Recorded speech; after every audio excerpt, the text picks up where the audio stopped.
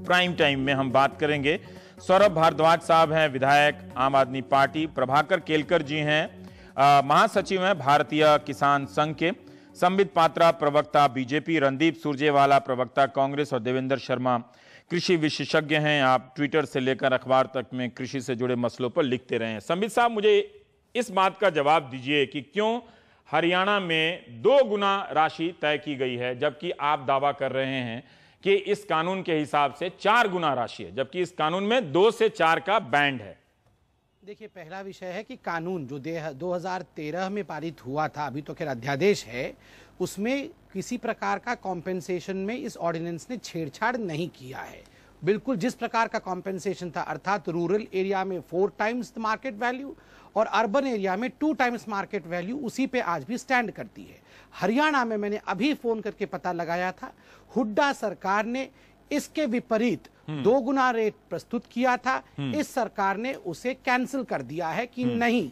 कब जो कैंसिल किया? प्रावधान मैं आपको एग्जैक्ट डेट बता नहीं पाऊंगा, मगर ये 7 दिनों के अंदर ही हुआ है जब ये कैंसिल हुआ है कि इस प्रकार से जो हुड्डा सरकार का सर्कुलर था वो नहीं चलने वाला है।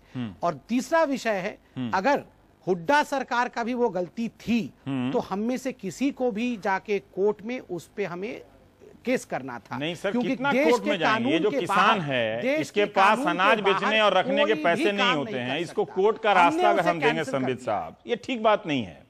हमने मध्य उसे प्रदेश से कैंसिल भी कर ऐसी दिया है। खबरें आ रही हैं। मैं दावा नहीं कर रहा हूं कि मेरे पास फर्स्ट हैंड नहीं है, लेकिन श्रीनिवासन जैन ने कहा है कि वहां भी 2 गुना है और हरियाणा में भी है। मेरा मतलब उससे नहीं है कि उन्होंने हुड्डा ने किया और आपने किया। मैं तो कह ही रहा हूं कि किसानों को किसी भी सरकार पर भरोसा नहीं करना चाहिए, ये मैं कह रहा हूं। मुझे नहीं कहना चाहिए, लेकिन मैं कह रहा हूं क्योंकि यही रिकॉर्ड है। अगर वो हुड्डा साहब की सरकार जो 2013 के हिसाब से कर रही है तो आपने भी किया। जब ये मामला आया, मुझे इतना बता दीजिए कि ये कब कैंसिल हुआ, ये 2 गुना वाला ऑर्डर? ये 7 दिनों के अंदर कैंसिल हुआ। 7 डिबेट दिनों के के अंत अंदर तक हुआ। मैं एक्सपेक्ट चलिए। करता हूं कि आपको स्पेसिफिक डेट भी दे दूंगा। ठीक है, अब चलिए हम इस पर आते हैं। जो पहला पॉइंट है आपका कि इस कानून के तहत सभी राज्य सरकारों से आपने सलाह मशवरा किया, ठीक है, पर यह स्पष्ट नहीं है कि आपने वो मशवरा, और उसमें आपका दावा है कि तमाम सरकारों ने, चाहे कांग्रेस या अन्य विरोधी दलों की सरकार हो, उन सरकारों के प्रतिनिधियों ने कहा कि इस बिल के कानून के कारण हमारे विकास की गति रुक जाती है, ठीक है। क्या आपने उस विचार विमर्श की प्रक्रिया में, जैसे आज आप संगठनों से बात कर रहे हैं, क्या आपकी सरकार ने तब बात की थी? पहला विषय है, आप देखिए 2013 में जब ये कानून आया, उसके पश्चात लगातार रेवेन्यू मिनिस्टर्स के साथ बैठक चली, और जिस बैठक के बारे में आप कह रहे हैं वो 27 जून 2014 को हुआ। 32 राज्यों के जो रेवेन्यू मिनिस्टर्स थे वो आए थे वहां प्रतिनिधित्व करने के लिए, और ये मिनट्स वाली पूरी डायरी मेरे पास है जिसमें सेक्शन बाय सेक्शन एक रेवेन्यू मिनिस्टर ने अपने मुख्यमंत्री के विषय को रखा था। इसका समरी मेरे पास उसमें है। समरी में 2 पॉइंट ध्यान देने योग्य है, क्योंकि मैं मानता हूं कि जो प्रतिनिधि हैं, चाहे वो एमएलए हो या मेंबर ऑफ पार्लियामेंट हो, और खास करके जब वो रेवेन्यू मिनिस्टर हैं और मुख्यमंत्री हैं, तो स्वाभाविक रूप से वो जनप्रतिनिधि हैं, और जनप्रतिनिधि किसानों को भी रिप्रेजेंट करते हैं। वो विरोधी दल के हैं आपके हिसाब से? हाँ, देखिए, नहीं, 32 राज्यों में हमारे विरोधी दल भी थे, हमारे खुद की सरकारें भी आप थी। उदाहरण दे रहे हैं, एक उदाहरण दे लीजिए ताकि मैं बाकी सदस्यों के पास जाऊं। संबित साहब, जो उदाहरण आप अभी देने जा रहे हैं वो क्या विरोधी दल के रेवेन्यू मिनिस्टर या चीफ मिनिस्टर ने दिया था? देखिए, मैं अगर विरोधी दल और अपने दलों के विषय में ये जो कागज है जिसमें हर राज्य का है पढ़ना शुरू करूं तो समय अलाउ नहीं करूंगा। एक उदाहरण दे दीजिए। मैं एक उदाहरण देता हूं हरियाणा का, जहां की उस समय कांग्रेस की ही सरकार थी। The consent clause section 2/2 should be re-examined as ownership of land vests with the government in PPP projects. The consent clause should be removed from PPP projects. Alternatively, consent clause requirements may be brought down to 50%. ठीक है, मैं अपने दर्शकों को बता दूं कि जो संबित ने क्लॉज पढ़ा उसके हिसाब से हरियाणा सरकार, लेकिन तब जब भूपेंद्र सिंह हुड्डा मंत्री थे, रणदीप सिंह सुरजेवाला हमारे साथ हैं, वो ये केंद्र सरकार, मोदी सरकार के बैठक में कह रही है कि जो सहमति लेने का जो प्रावधान है पीपीपी प्रोजेक्ट में, तो सरकार और प्राइवेट कंपनियां मिलकर जो हिस्सेदारी करती हैं, वो हटा दिया जाए, क्योंकि मुश्किल है 70 या 80% सहमति लेने के बाद अधिग्रहण करना। रणदीप साहब, आप जवाब दे दे दोनों बातों पर। जी, रवीश जी, बहुत सारी बातें यहाँ कही गई। दो बड़ी सीधी बातें। 2013 में जब ये कानून पारित किया गया, ये व्यापक संसदीय और राजनीतिक सहमति से ये कानून पारित किया गया। लोकतंत्र के इतिहास में शायद ही कभी ऐसी व्यापक सहमति बनी हो। भारतीय जनता पार्टी के दोनों विपक्ष के नेताओं ने राज्यसभा और लोकसभा में जो ऑब्जेक्शंस रखे वो इसके अंदर शामिल किए गए। मोदी सरकार को यह जानना चाहिए कि जितनी व्यापक आम और संसदीय सहमति थी, आज उनके अध्यादेश से उतनी ही व्यापक संसदीय और आम असहमति है। आज मेरा यहाँ पर एक टिप्पणी है जो वो सही है। संबित एक कह रहे हैं कि जब मीटिंग हुई थी तो उसमें सभी सदस्यों ने कहा कि इसमें बदलाव कीजिए। तो एक ठीक है कि उसमें किसानों के संगठनों से नई बात हुई होगी, लेकिन जिन मुख्यमंत्री वगैरह थे, आपके सरकार ने फिर क्यों उसका समर्थन किया था? सुझाव दिया था ना मोदी जी को कि आप ये सहमति वाला प्रस्ताव बदल दीजिए। अब मोदी जी ने कर दिया, तो आपको इस सहमति वाले हिस्से से क्या दिक्कत है? अब क्या दिक्कत है? या तो आप उस पर प्रायश्चित कीजिए या फिर इसका बचाव कीजिए। जी, दो बातें और मेरे मित्र ने कही जो तथ्यों से पूर्णतया विपरीत हैं।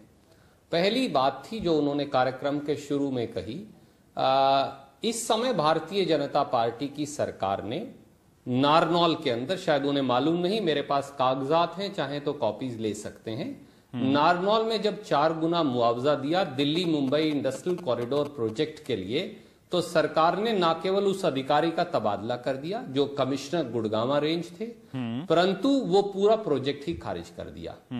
दूसरा मुआवजा जो अभी घोषित किया है खट्टर जी की सरकार ने हरियाणा में, वो है उस जमीन का जो इस समय फतेहाबाद में है। और वहां रवीश जी ने, मैं आपको बताऊं, वहां 2 गुना नहीं, सिंगल 1 का फॉर्मूला उन्होंने अप्लाई किया है। मुझे नहीं पता वो किस कानून में ऐसा कर सकते हैं, पर वहां का पूरा किसान इस समय खड़ा है क्योंकि उन्होंने 2013 के इवन 2 गुना कानून का भी उल्लंघन किया है। इसलिए दोनों बातों पर संबित पात्रा जी गलत बयानबाजी कर रहे हैं। मेरे मित्र हैं, पर मैं संबित जी की इस बात का भी जवाब दे दीजिए कि ये 2 गुना वाली बात आपकी ही सरकार ने फैसला लिया था, ताकि दर्शकों को पता हो जाए कि इनकी सरकार में भी कुछ कमियां हैं, आपकी सरकार में भी कुछ गड़बड़ियां थी। हाँ, बिल्कुल ठीक बात है।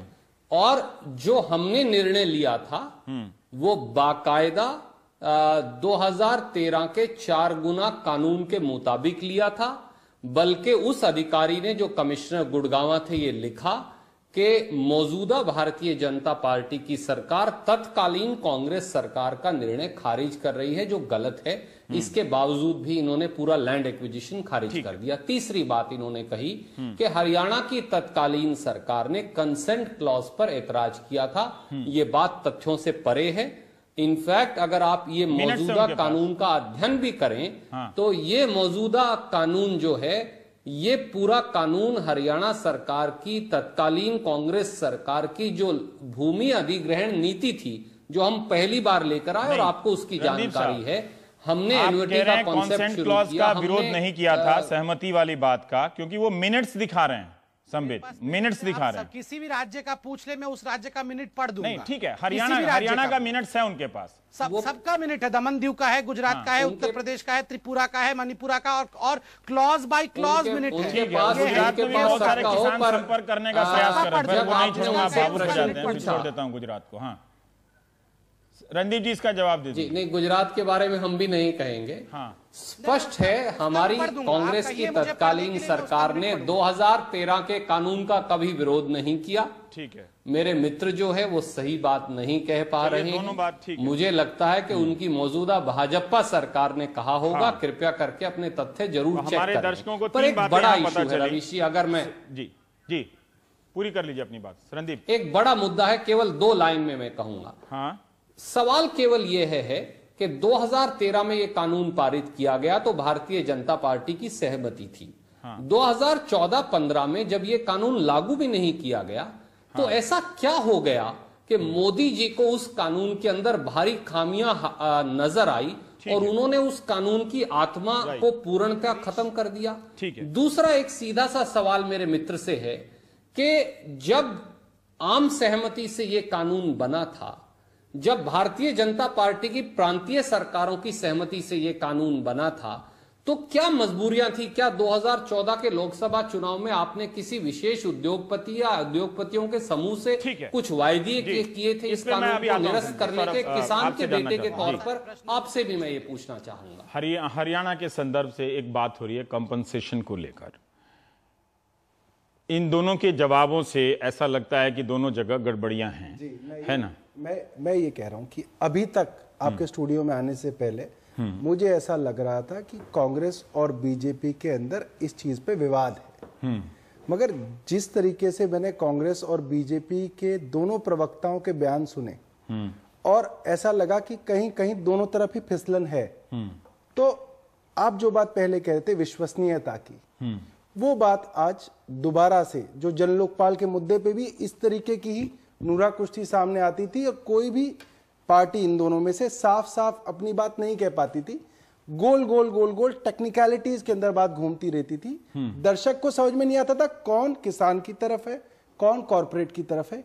आज भी इस बहस के बाद, इन दोनों को सुनने के बाद मुझे खास तौर पे बिल्कुल नहीं समझ में आ रहा कि कौन किसकी तरफ है। और जो बार बार इस जो लड़ाई को, इस बहस को टैगिंग की जा रही है वो बड़ी दिलचस्प है। इस लड़ाई को, इस बहस को बार बार कहा जा रहा है कि किसान बनाम विकास है, ये किसान बनाम रोजगार है, मगर इस चीज को छुपाया जा रहा है कि ये जो लड़ाई है, जो बहस है, ये आम आदमी बनाम कॉरपोरेट्स है, आम आदमी बनाम उद्योगपति है। और ये दोनों ही पार्टियां इस चीज को कहीं ना कहीं दबाने की कोशिश करें। केलकर साहब, मैं ये जानना चाहता हूं कि आप सरकार से सरकार बात कर रही है इस मामले में, भले पहले बात की हो, मुझे इसका ज्ञान नहीं है कि जिस 27 जून की बैठक का हवाला दिया जा रहा है, उस जून से लेकर दिसंबर के बीच आप किसानों से, किसानों के संगठनों से बात हुई हो तो बता दीजिए। क्या आपको लगता है कि सरकार जो दलील दे रही है, खासकर कंपनसेशन, मुआवजे के बहाने, कि ये बड़ा क्रांतिकारी बिल है, उससे आप संतुष्ट हैं? 4 गुना से बात से क्या आप उससे संतुष्ट हैं कि 5 साल के भीतर प्रोजेक्ट पूरे नहीं हो सकते तो हम जमीन नहीं लौटा सकते हैं, जो दलील है जो आज दी जा रही है? देखिए, जो दो बात पे अगर आप हमारे दर्शकों को एजुकेट कर दें। हाँ, एक आपने कहा कि 5 साल वाला मुद्दा है, मैं थोड़ा सा पीछे से शुरू करूंगा। ठीक है। 1894 से और 2013 तक किसान जमीन के मामले में अपने आप को असुरक्षित समझता था। ठीक है। 2013 में जो भी आया कानून, उससे उसको संतुष्टि हुई कि अब मैं थोड़ा सा जमीन के मामले में सुरक्षित हूं। मैं यहाँ एक बात जोड़ना चाहता हूं, बियॉन्ड दी मैं पॉलिटिकल बहस कर भी नहीं सकता, सारे कानून वानून भी नहीं बता सकता हूं, परंतु वो थोड़े सुरक्षित अपने आप को महसूस कर रहे थे।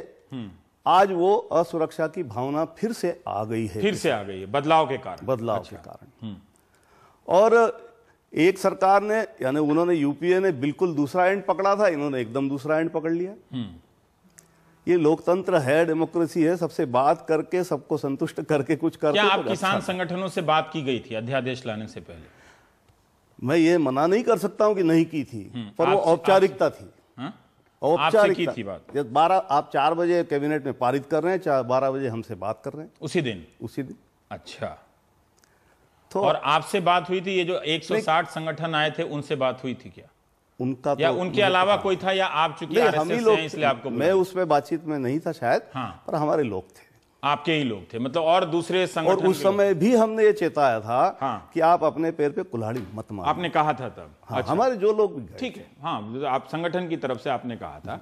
मुझे एक बिंदु में देवेंद्र जी के पास जाना चाहता हूं। हम एक बार ये लिया जा रहा है कि सहमति लेने चलेंगे आप तो 80 से 70 से 80% आप लोगों, किसानों की सहमति नहीं ले पाएंगे।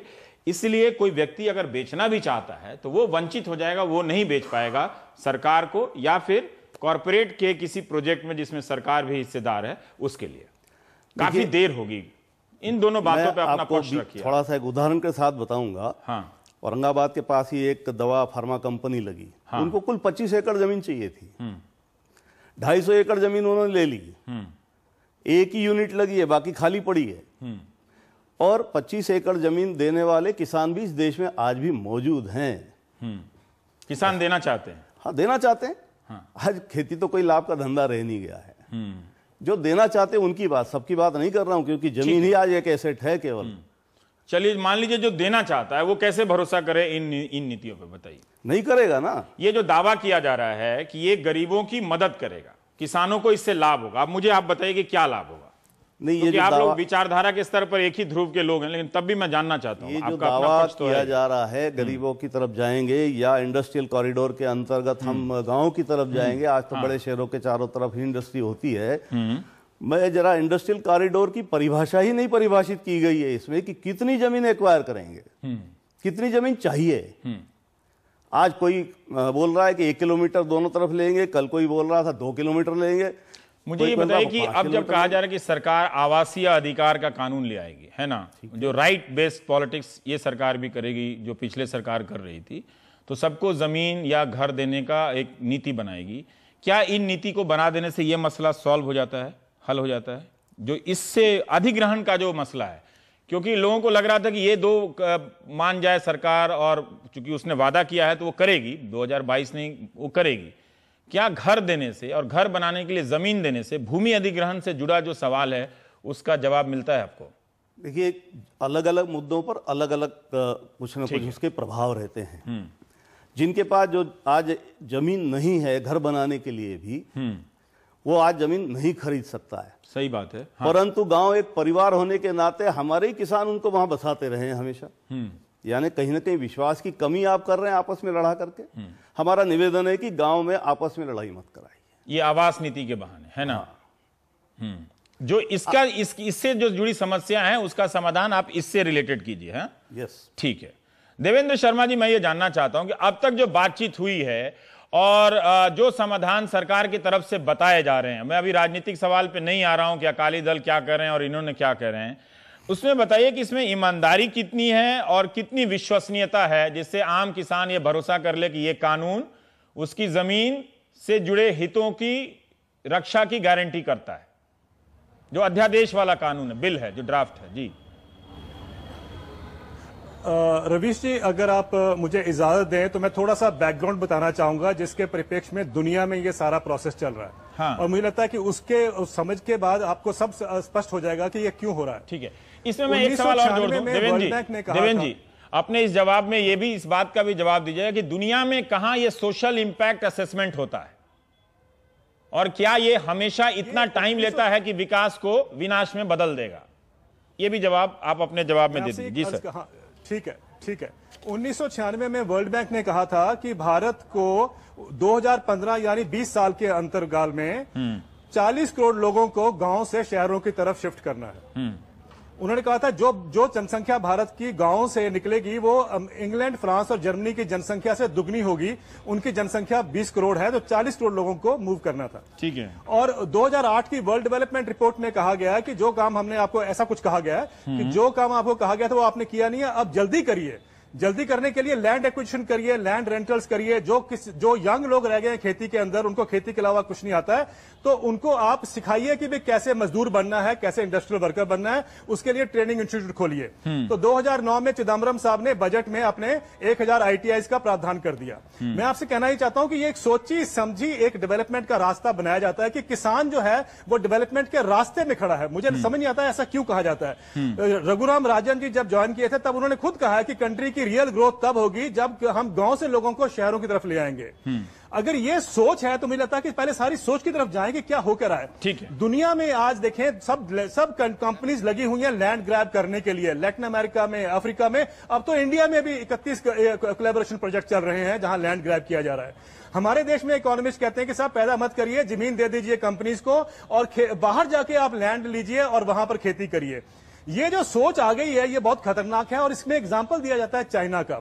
चाइना में कहा जाता है कि साहब देखिए कितनी शांति से उन्होंने लैंड एक्विजिशन किया है। मैं आपको चाइना का डाटा बताना चाहता हूं रवीश जी। जकारिया साहब जो न्यूज़वीक के एडिटर थे, उनके एक आर्टिकल की बात मैं कर रहा हूं। उन्होंने कहा था कि चाइना में हर साल 75,000 प्रोटेस्ट होते हैं अगेंस्ट लैंड एक्विजिशन। यानी हर रोज 250 प्रोटेस्ट होते हैं चाइना में अगेंस्ट लैंड एक्विजिशन। भारत में 2012-13 में सिर्फ 260 हुए थे। और हम चाइना में 10 साल में 28 लाख लोगों ने आत्महत्या की है गांव में, जिसमें से 80% जो है वो किसान है। वो लैंड एक्विजिशन उसका मेन कारण था। तो आप समझिए कि कितना रोष है वहां पर चाइना में, और भारत में मेरा मानना है कि हम उसी को रिपीट करने जा रहे हैं। पर देवेंद्र जी, हम ये ऑर्डिनेंस लेके आए ठीक है देवेंद्र जी, आप इस चिंता का भी अगर आप जवाब दें कि जैसे बहुत सारे दर्शक इस वक्त सोच रहे होंगे कि ये जमीन ना ली गई तो विकास कैसे होगा, रोजगार कैसे बढ़ेगा, जैसे वो सोच रहे हैं, आप भी दीजिए और केलकर साहब भी देना चाहते हैं। जी बिल्कुल ठीक कहा आपने कि देखिए ये कहा जाता है कि सोशल इंपैक्ट असेसमेंट जो है बहुत टाइम लगाती है, इसलिए नहीं होगा। 2013 के बिल में ये पहली बार आया था, अभी तक तो आपने उसको लागू ही नहीं किया, तो आपको कैसे पता चला कि भाई जो सोशल इंपैक्ट असेसमेंट है वो 5 साल लेके आएगी? ये तो कहीं नहीं बताया। सोशल इंपैक्ट असेसमेंट तो 6 महीने में भी हो सकती है। सोशल इंपैक्ट असेसमेंट हम लोग करते हैं 1 साल में भी हो जाती है। आप करना चाहें तो ना, लेकिन अगर आप फर्जी पब्लिक हियरिंग करेंगे तब तो प्रॉब्लम आएगी, जो हम जानते हैं सारे देश में होती रहती है। लेकिन सबसे बड़ी बात यह है कि आपने जॉब क्रिएशन की बात की है। मैं आपसे रवीश जी एक बात सब आपके माध्यम से पूछना चाहता हूं देश से कि 2006 में जब स्पेशल इकोनॉमिक जोन का एक्ट आया था तब भी यही बातें कही गई थी कि साहब जॉब क्रिएशन होगा, विकास होगा, इससे मैन्युफैक्चरिंग सेक्टर की ग्रोथ बढ़ेगी, एक्सपोर्ट बढ़ेंगे। एक्सपोर्ट तो आज 3% हुए हैं एससीजेड से, और एससीजेड में 45,000 हेक्टेयर जमीन दी गई थी। 176 एससीजेड जो लागू हैं, सीएजी की रिपोर्ट पढ़ लें तो उसमें पाया जाता है कि उसमें से 60% जमीन तो खाली पड़ी है, और बाकी लोगों ने उस जमीन को, बहुत सारी जमीन को लेके उसको बैंक से लोन लिया उसके अगेंस्ट। तो अगर ये काम हुआ है हमारे 2006 से लेकर 2007, मैं आपसे कहना ये चाहता हूं कि अगर 45,000 हेक्टेयर यानी 1.25 लाख एकड़ देने के बावजूद भी, और ये मत एक और चीज बताऊं, ईज ऑफ डूइंग बिजनेस, इसमें कोई टैक्स नहीं था, सब टैक्स माफ थे, इसमें सोशल इंपैक्ट असेसमेंट नहीं थी, इसमें कोई एनवायरमेंट क्लियरेंस नहीं था, तब भी कुछ जॉब क्रिएट नहीं हुई।